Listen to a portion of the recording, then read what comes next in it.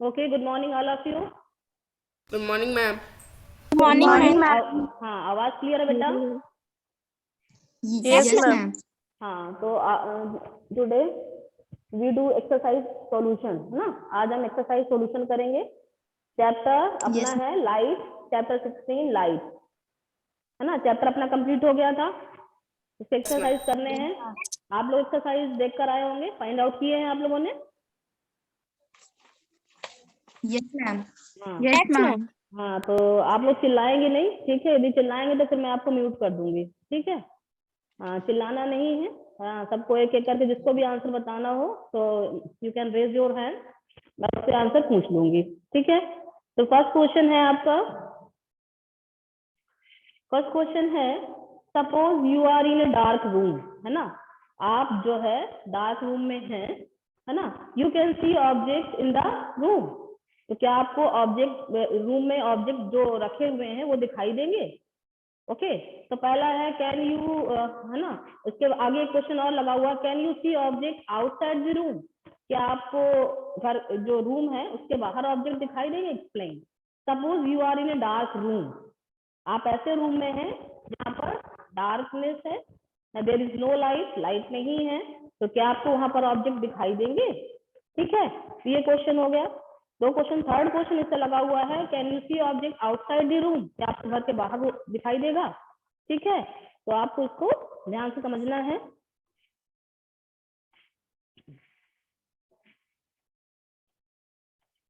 हाँ, तो कौन बताएंगे आंसर? हाँ शिव, बताओ बेटा। Yes, ma'am. Ma'am, when we are in a dark room, that cannot we see object in a room. We हाँ can see the objects outside the room because out of the room the light is available and the rays of light can enter our eyes after reflection from the objects. हाँ हाँ, ठीक है, okay. बाहर भी यदि light है ना, if there is light ना प्रेजेंट आउटसाइड, है ना, if there is light present outside the room then we can see the object, है ना, आउटसाइड। यदि बाहर भी डार्कनेस है तो हम बाहर भी नहीं देख पाएंगे, तो ये आपको कंडीशन बतानी होगी, है ना? Is that clear? Yes, ma'am. Okay, ठीक है ना? तो एक बार मैं एक्सप्लेन कर देती हूँ, है ना? If we are in a dark room, हम डार्क रूम में हैं, then it is not possible for us, हमारे लिए पॉसिबल नहीं है टू सी द ऑब्जेक्ट, है ना, in the dark room. Okay, however object outside the room are visible to us, जो कि आउटसाइड होंगे वो हमारे लिए विजिबल होंगे। कंडीशन क्या देंगे आप? If there is light present outside the room, है ना, यदि हमारे जो रूम के बाहर लाइट है तो हम बाहर ऑब्जेक्ट को देख सकते हैं, है ना? Then we can see the object outside the room. Is that clear? Yes, ठीक है ma'am. बेटा? Yes, ma'am. हाँ, Yes, ma'am. Yes, ma'am. इसको आप कर लेंगे। दूसरा क्वेश्चन है differentiate between regular and diffuse reflection. Regular reflection means smooth surface, diffuse यानी इरेगुलर सरफेस, है ना? तो आपको क्या करना है, इन दोनों में डिफरेंशिएट करना है। Does diffuse reflection means the failure of the law of reflection? ये हम पढ़ चुके हैं, जब मैं एक्सप्लेन कर रही थी चैप्टर तब मैंने आपको बताया था। does diffuse reflection जो है means the failure of the laws of reflection, कि जो लॉ ऑफ रिफ्लेक्शन है वो फेल हो गए, तो आपको एक्सप्लेन करना। हाँ ज्ञानेंद्र बताइए। मैम डिफरेंस बता दें पहले मैम। हाँ, डिफरेंस बताइए पहले। Ma'am all the reflected rays are parallel, और मैम डिफ्यूज रिफ्लेक्शन में the reflected rays are not parallel. हाँ ठीक है। और मैम सेकंड है it occurs on a smooth and polished surface, और मैम उसमें है डिफ्यूज सरफेस में it occurs on the rough surface. और ठीक मैम है, थर्ड है good. Reflected rays are in one direction, और मैम उसमें डिफ्यूज में है reflected rays are scattered in different direction. और गुड, मैम वेरी गुड, ठीक है, डिफरेंस हो गया। इसके साथ एक क्वेश्चन और लगा, वो भी बताओगे? मैम फेलियर इसलिए नहीं होगा। Yes, हाँ ma'am. No, diffuse reflection does not mean the failure of law of reflection. Yes, इसको एक्सप्लेन भी करो, इसको और थोड़ा सा एक्सप्लेन करने की जरूरत है, तो आप सुन लीजिए इसका आंसर। है ना। तो इसमें देखिए जो रेगुलर रिफ्लेक्शन होते हैं यानी जो स्मूथ सरफेस होती है, take place from a smooth और रेगुलर सरफेस। रेगुलर सरफेस या मीन्स स्मूथ सरफेस, आप एक दे सकते हैं इसको। दूसरा हो जाएगा ओके इसी में सेकंड पॉइंट देंगे आप, in regular reflection are reflected rays are parallel, एक दूसरे के कैसी होती हैं, है ना, इनका जो रिफ्लेक्शन होगा वो सारा पैरेलल होता है।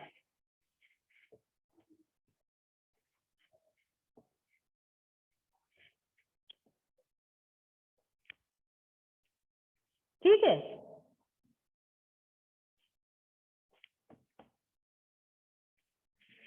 ना ये कौन सी सरफेस है अपनी, स्मूथ सरफेस, स्मूथ सरफेस, है ना। स्मूथ सरफेस होगी तो जो रिफ्लेक्शन हो, जो रेज होंगी वो आपकी पैरेलल रिफ्लेक्ट होंगी, है ना।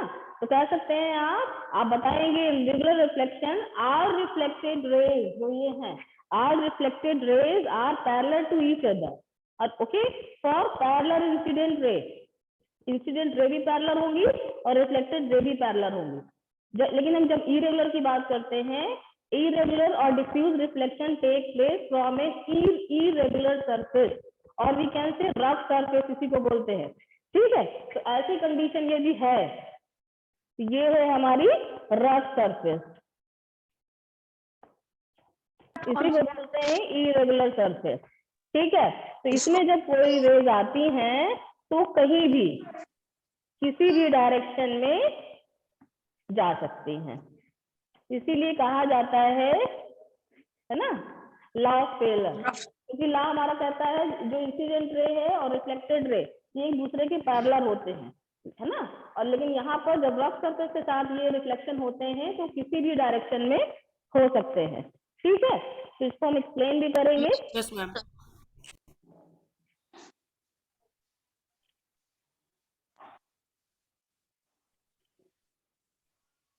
है ना।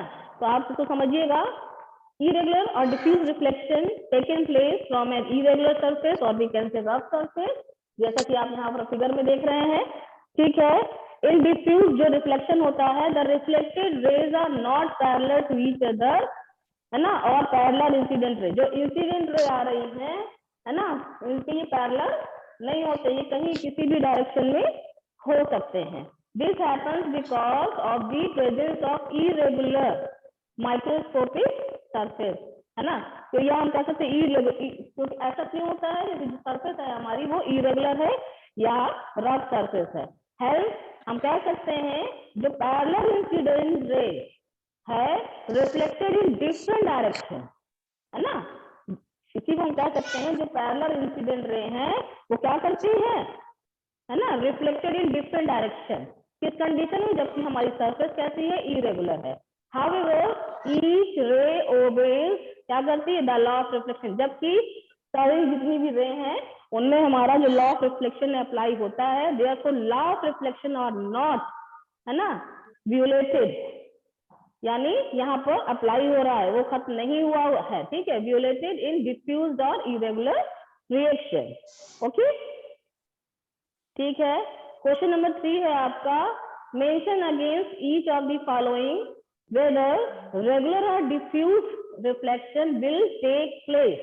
आप ध्यान समझिए क्वेश्चन को, mention against each of the following whether regular और diffuse reflection will take place when a beam of light strike, जब आप उस पे एक बीम डालोगे ना, justify your answer in each, आपको अपने आंसर को जस्टिफाई भी करना है। पहला दिया गया है आपको इसमें पॉलिश्ड वुडन टेबल, यदि पॉलिश्ड है तो कैसा सरफेस हो गया, स्मूथ, है ना, और शाइनी सरफेस बनेगा, है ना। तो इस केस में आपको बताना है कि कैसे वेदर रेगुलर होगा या डिफ्यूज रिफ्लेक्शन होगा, रेगुलर रिफ्लेक्शन होगा हमारा, विल टेक प्लेस। ठीक है, इसको आप रेक्टिफाई भी करेंगे, क्योंकि जो पॉलिश्ड वुडन टेबल है वो कैसी सरफेस होगी, स्मूथ सरफेस, स्मूथ सरफेस, ऐसी को बोलते हैं रेगुलर सरफेस। तो आप बता देंगे उसमें a polished surface is an example of smooth surface, है ना। A polished wooden table has a smooth surface, has reflection from the polished table will be regular. आप इस तरह से। दूसरा है चॉक पाउडर, चॉक पाउडर है ना, वो कैसा होता है, डस्ट जैसा होता है, वो क्या बनाएगा, इरेगुलर सरफेस या डिफ्यूज सरफेस बनाएगा। Is that clear? Yes, ma'am. Yes, ma'am. Yes ma'am. है वो हमारा डिफ्यूज सरफेस बनाएगा, है ना। तो आप लिख देंगे chalk powder spread on the surface is an example of irregular surface, है ना, या diffuse surface. It is not a smooth, क्योंकि ये स्मूथ नहीं होता है। therefore diffuse reflection will take place ना from the chalk powder। Third है अपना कार्डबोर्ड। तो कार्डबोर्ड होते हैं सरफेस तो कैसी होती है, वो भी हमारी, हाँ तो बताओ। मैम कार्डबोर्ड सरफेस में जो होगा वो डिफ्यूज रिफ्लेक्शन होगा, and the surface of the cardboard is kind of irregular surface, hence the diffused reflection will take place form a cardboard surface. Good. जो कार्डबोर्ड है वो हमारी डिफ्यूज सरफेस का एग्जांपल है, क्योंकि इसमें इरेगुलरिटीज होती हैं, ठीक है। तो क्या होगा, diffuse reflection will take place from a cardboard surface. इस तरह से आपको करना है। आपका डी है इसमें मार्बल फ्लोर। जो मार्बल होता है floor with water spread over it. एक तो मार्बल फ्लोर है वो स्मूथ है, फिर उसके बाद वाटर भी स्प्रेड हो गया, तो कैसा बन गया, वो एक स्मूथ सरफेस बन गई। रिफ्लेक्शन होंगे, रेगुलर रिफ्लेक्शन होंगे। Regular regular reflection. Ma'am. Okay, तो क्या Regular, होगा, यस मैम। मार्बल और floor ma'am with surface smooth हो वाटर जाएगा। spread over it is an example of regular surface. Okay, because water makes the marble floor smooth. Okay, reflection कैसे होंगे, regular reflection. Mirror आपको पता ही है smooth है, regular reflection होगी। Mirror है जो स्मूथ सरफेस, तो रेगुलर रिफ्लेक्शन होने बहुत सिंपल है। पीस ऑफ पेपर, हाँ तो बताओ। Yes ma'am, a piece of paper में मैम डिफ्यूज रिफ्लेक्शन होगा, क्योंकि although a piece of paper may look smooth, it has many irregularities on its surface. Due to this reason ठीक है उसमें irregularities होते हैं। This reason it will give a diffuse reflection. Okay, diffuse reflection होगा, very good, ठीक है। तो इस तरह से आप ये भी कर लेंगे, ये भी हो गया। आगे देखेंगे, क्वेश्चन है आपका 4 है, state the law of reflection. आपको जो आपने 2 लॉज पढ़े हुए हैं वही आपको यहाँ पर दे देना है। वो क्या है जरा बताएं, ज्ञानेश बता।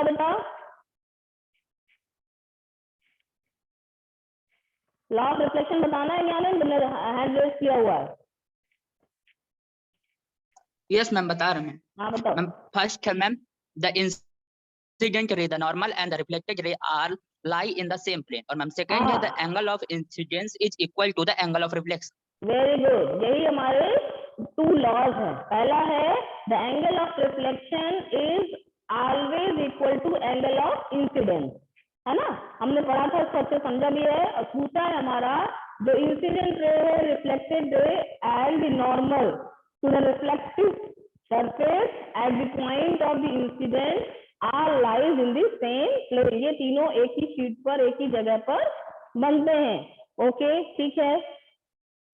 फिर है क्वेश्चन नंबर आपका 5 है, describe the activity to show that the incident ray, the reflected ray and the normal at the point of incidence lie in the same plane. जो आपको हमने जो एक्टिविटी की थी ना, वो आपको यहाँ पर एक्टिविटी एक्सप्लेन करनी पड़ेगी, है ना। ठीक उसी तरह से आपको पेपर बना करके, फिगर बना करके ये करना है, और तीनों एक प्लेन में आपको दिखाना होगा, ठीक है। तो ये आपको एक्टिविटी उसमें लिखनी है पूरी, समझ रहे हैं ना। ये जो हमने पढ़ा था, जिसमें हम पेपर फोल्ड कर रहे थे, तो जो रिफ्लेक्टेड रे थी वो नीचे चली जाती थी, तो आपको नहीं, सिर्फ उसमें आपको एक्सिस में इंसिडेंट रे और नॉर्मल दिखाई दे रहा था। जब आप पेपर खोल देते थे तो उसमें आपको रिफ्लेक्टेड रे भी दिखाई देने लगती थी, वो वाला आपको करना है, ठीक है। ऐसे कर लेंगे, है ना। Okay ma'am. ओके, Yes, आगे ma'am. देखिए, थोड़ा सा डिटेल है ना, लॉन्ग क्वेश्चन होगा, इसमें एक्टिविटी लिखनी है Yes, बुक ma'am. से, कुछ उसको मैं भेज दूंगी आपको आंसर। क्वेश्चन नंबर 6 है आपका, fill in the blanks in the following. Fill in the blanks है, ये करना है। तो जैसे ए पर्सन है ना, a person 1 metre in front of a plane mirror. कोई प्लेन मिरर है, उससे वो 1 मीटर की दूरी पे खड़ा है ना। Plane mirror seems to be, दिखाई देगा कितने मीटर दूर, फ्रॉम हिज इमेज, 2, अपनी इमेज से वो कितनी दूर होगा, 2 meter. 2 meter. 2 मीटर है ना, 2 meter. 1 मीटर तो वो हो गया और 1 मीटर उसकी इमेज, दोनों हो गए 2 मीटर। ठीक Yes, है, ma'am. ओके। बी है आपका, इफ यू टच योर, क्या होगा, Left ear. Left Left ear. Left है ना? ear. तो क्या Left hand. होगा, with your right hand, right hand से लेफ्ट मिरर पर टच करोगे, है ना, insert of a plane mirror, it will be seen, दिखाई देगा in the mirror that you, क्या करेंगे, that your right ear is touch with your left ear. यदि आप राइट ईयर से लेफ्ट ईयर टच करोगे तो मिरर में आपको ऐसा लगेगा कि आपने लेफ्ट हैंड से आपने अपना राइट ईयर टच किया हुआ, इसी को बोलते हैं Yes, ma'am. Lateral inversion. ठीक है, Yes, ma'am. the size of the pupil become Large. Larger. Larger. Large हो जाती है। जब यदि डिम लाइट है तो आपका जो प्यूपिल का साइज होता है वो लार्ज हो जाता है। ठीक है, डी है आपका, नाइट बर्ड जो होती है हैव, उसमें क्या होती है, Lesser cones that rod in their eye. Cones जो होते हैं वो लेस होते हैं then rod in their eyes.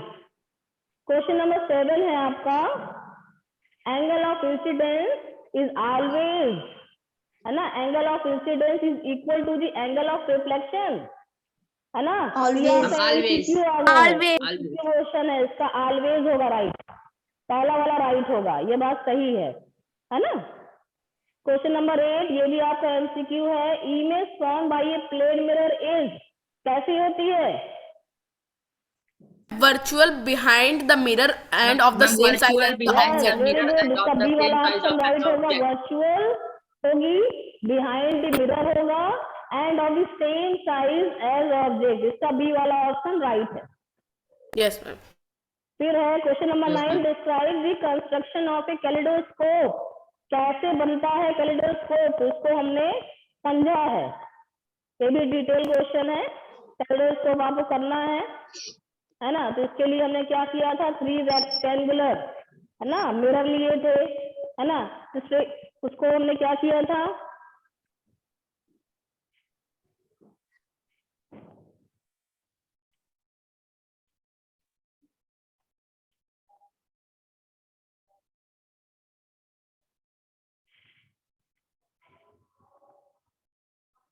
हाँ, इसके लिए हमने 3 रेक्टेंगुलर ना, ऐसा हमने मिरर लिए थे, है ना, रेक्टेंगुलर लिए थे, रेक्टेंगल यानी कि ऐसा, ठीक है, रेक्टेंगल हमने मिरर लिए थे, उसको हमने क्या किया था, स्ट्रिप्स ऑफ डायमेंशन साइज लिया था 15 सेंटीमीटर से 4 सेंटीमीटर का, ज्वाइन उनको ज्वाइन करके हमने टुगेदर टू एक फिल्म जैसी स्ट्रक्चर बना ली थी, तीनों हमने रेक्टेंगल को जोड़ के फिल्म जैसी स्ट्रक्चर बनाई थी। The circular cardboard tube should be slightly longer, ये मैंने पूरा समझाया है कैलिडोस्कोप कैसे बनता है, बुक में दिया भी है, इसको मैं सेंड कर दूंगी, इसको कर लीजिएगा आप, करना है इसको। क्वेश्चन नंबर 10 है, ड्रॉ लेबल, है ना, स्केच ऑफ ह्यूमन आई, ये ऑलरेडी मैंने आपको बता दिया था, बुक में निशान भी लगवाया है, इस फिगर को बना लेंगे। क्वेश्चन नंबर 11 है, Gurmeet wanted to perform activity 16.8 using a laser torch का यूज करना चाह रहा है वो, जबकि that is very harmful, her teacher advise her not to do so, उसकी टीचर ने बताया कि ऐसा मत कीजिए, इससे आपकी आई खराब हो सकती है। Can you explain the basis of the teacher advice, क्यों उसकी टीचर ने उसको ऐसा एडवाइस दिया, आप जानते हो, बताओ ज्ञानेन।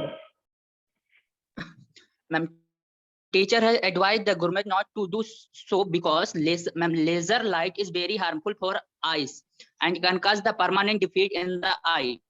हाँ, it can cause damage to the retina and lead to blindness, है ना, वो ब्लाइंड हो सकता है, इट इज एडवाइज, इसलिए इसकी टीचर ने उसको ऐसा करने से मना किया।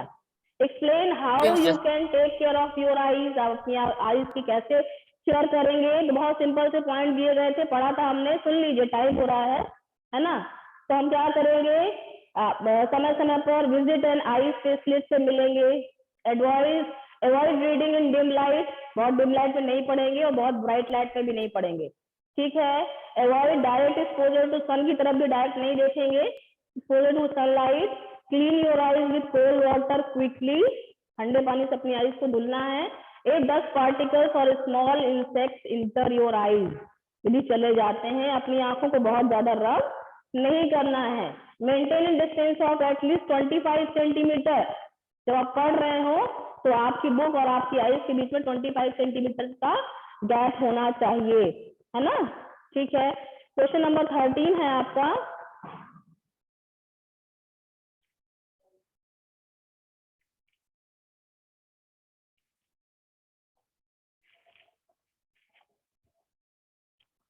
बहुत सारे क्वेश्चन है इसमें अभी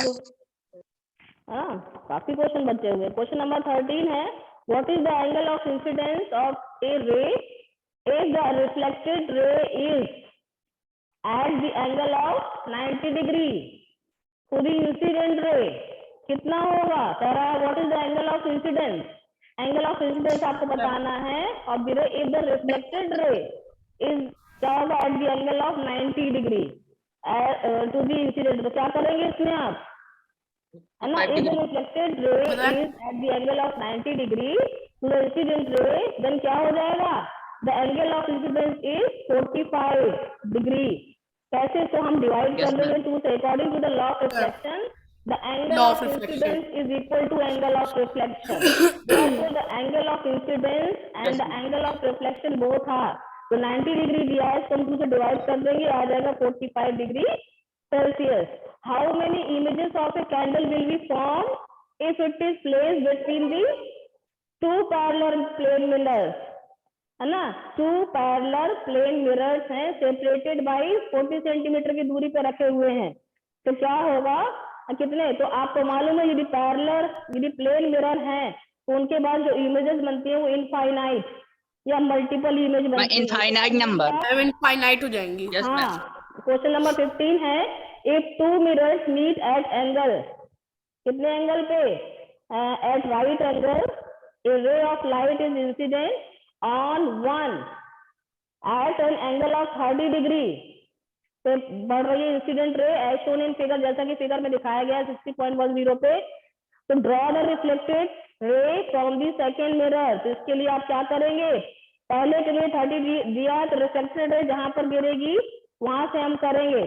तो it can be observe that the given ray of the light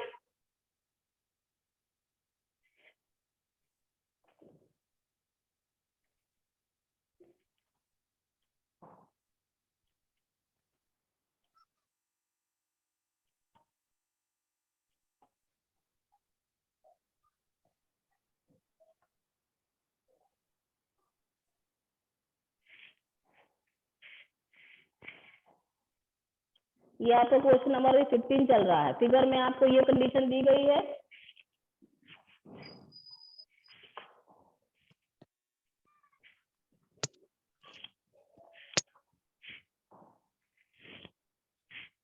figure में आपको ये कंडीशन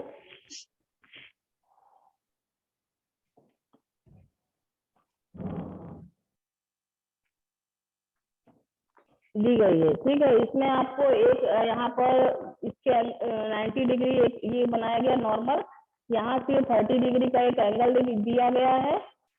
ठीक है, तो इस 30 डिग्री का जो रिफ्लेक्शन होगा वो आपका,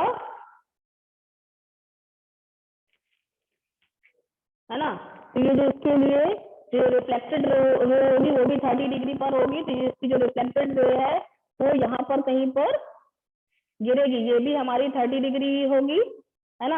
अब इसके लिए जब हम नॉर्मल एक्सिस बनाएंगे, है ना, तो इसको जब हम देखेंगे तो ये आपको एंगल आपका 60 आएगा। ठीक है, इसको देखिएगा। तो इसके लिए जो रिफ्लेक्टेड रे आएगी वो ऐसे जाएगी और ये भी हमारा 60 आएगा। ये 90 डिग्री होगा, इसके लिए ये 90 डिग्री होगा। समझ में? इस तरह से इसको करना है।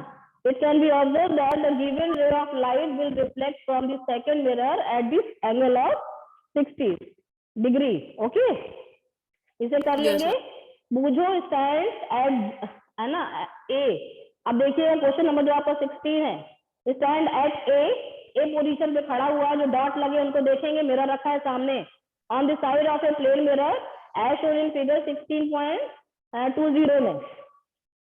ठीक है, तो इसमें can B see himself in mirror, क्या वो मिरर में दिखाई देगा? Also can he see the image of the object situated at PQ ma'am आवाज नहीं आ रही। PQR Kikara also can he see the image of object situated at PQR, ये भी दिखाई देंगे क्या, है ना। तो इसको भी आप समझिएगा थोड़ा, आज टाइम ज्यादा हो रहा है। क्वेश्चन इसमें आपको पेपर में ये दिया गया है,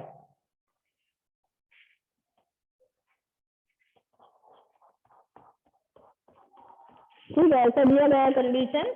यहाँ पे कोई है ऑब्जेक्ट ए, ठीक है, यहाँ पर ये सपोज दैट ये बूझो खड़ा हुआ है ना, बूझो है, यहाँ पर ये यहाँ पर P है, ठीक है, Q है, फिर यहाँ पर R है, ठीक है, इस तरह से ये दिया गया है ना। क्वेश्चन होता है तो इसके लिए क्या होगा, आप देखेंगे इसमें कह रहा है, पहले क्वेश्चन है आपका, Boojho stand at a just on a side of a plane mirror, ये आपका प्लेन मिरर है, बूझो यहाँ पर खड़ा हुआ है, समझिएगा ध्यान से। तो कह रहा है हाँ side of a plane mirror as shown, जैसा कि फिगर में है, can he see himself in the mirror, तो क्या ये अपने आप को मिरर में देख पाएगा, पहला क्वेश्चन तो ये हो गया। तो आपको इसको एक्सप्लेन करना है। तो एक प्लेन मिरर आप जानते हैं कौन से वर्चुअल इमेज, आपने देखा होगा, पहले आप मिरर देखते हैं तो आपकी इमेज उसमें कैसी दिखाई देती है, वर्चुअल होती है, बिहाइंड द मिरर और सेम साइज। तो सेम इसी तरह ये प्लेन मिरर है, आप जानते हैं कंडीशन क्या करता है, कौन से वर्चुअल इमेज बनाएगा, बिहाइंड द मिरर बनाएगा, मिरर के पीछे, समझ रहे हैं ना, behind the mirror and the image is as far behind the mirror, जितनी दूरी पर वो होगा, सपोज दैट इसके और मिरर और ए के बीच में जो डिस्टेंस है उतनी ही दूरी पे ये पीछे दिखाई देगा, ये कंडीशन आप जानते हैं, ठीक है। The object A can not see his image because the length of the mirror is too short on his side. देखिए वो जो है मिरर के, सपोज दैट मिरर हमारा इतना है ना, मिरर के सामने नहीं खड़ा है, वो साइड में खड़ा हुआ है, ठीक है, तो उसको अपनी इमेज यहाँ पर दिखाई नहीं देगी। पहला आंसर हो गया, क्योंकि जहां पर वो खड़ा हुआ है उससे देखें, उसके अकॉर्डिंग जो हमारा मिरर है उसकी जो लेंथ है वो बहुत शॉर्ट है, ठीक है। तो पहला तो ये आंसर क्लियर हो गया कि जो बूझो है, जो ए पर खड़ा हुआ है, उसको उसकी इमेज दिखाई नहीं देगी, ठीक है। ए जो है can not see his image because the length of the mirror is too short, है ना, too short, is that clear, too short on his side. पहला क्वेश्चन हो गया, however he can see the object placed at the point P Q, इनको वो देख पाएगा। Now the bird cannot see the object placed at the point R, लेकिन जो R है वो भी बहुत डिस्टेंस है, इसको भी वो देख नहीं पाएगा। Is that clear?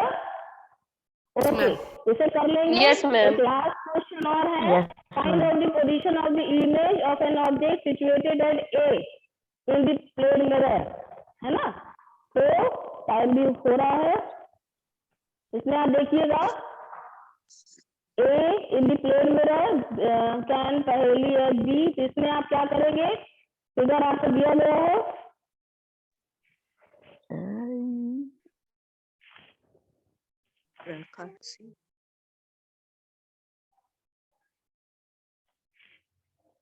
बेटा इस क्वेश्चन को हम सेंड कर दूंगी, ठीक है, इतना ही रखिए, इसको कीजिएगा, जब ना समझ में आए तो मैं आपको एक्सप्लेन करूंगी इसे, क्योंकि टाइम हो गया बेटा। Yes, ma'am. Yes, ma'am. Okay then, Yes, ma'am. जो हमने आज क्वेश्चन आंसर किए है ना, वो आपको क्लियर हो गए होंगे। ओके Yes, देन, ma'am. इसको आप Yes, फिर नोटबुक में लिखेंगे, ठीक है। Okay bye. Bye ma'am. Bye, ma'am.